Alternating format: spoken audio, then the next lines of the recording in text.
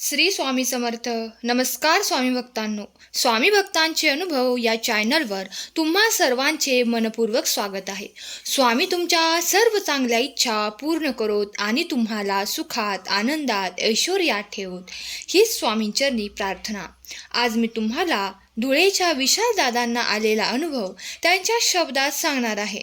दादा म्हणतात, मी श्री स्वामी समर्थ सेवा केंद्र धुळे येथील नियमित सेवेकरी असून मी देना बँकेसाठी शेतकरी अधिकारी या पदासाठी इंटरव्ह्यू दिला होता आणि सदर वेळी महाराजांची सेवा सुरूच होती. त्यामुळे निकालाची वाट पाहत होतो. त्यात ऑगस्ट महिन्याच्या मासिक सभेत परमपूज्य गुरुमाऊलींनी नोकरी प्राप्तीसाठी बेलाच्या झाडाखाली बसून 16 वेळा श्री सुक्ताची आवर्तने करण्याची सेवा संकल्प करून करण्यास सांगितले होते. त्यानुसार परमपूज्य गुरुमाऊलींचा शब्द, महाराजांचा शब्द आशीर्वाद मानून मी सेवेला सुरुवात केली व 4थ्या दिवशी मला फोन करून कळविण्यात आले की माझी देना बँकेमध्ये निवड झाली आहे. याप्रमाणे गुरुचा शब्द खरा ठरला. परमपूज्य गुरुमाऊली नेहमीच आपल्या सेवेकऱ्यांकडून सेवा करून घेतात.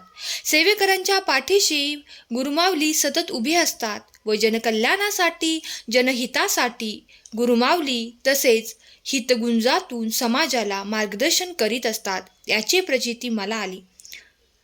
अशा माझ्या गुरुमाऊलींना माझा कोटी कोटी प्रणाम.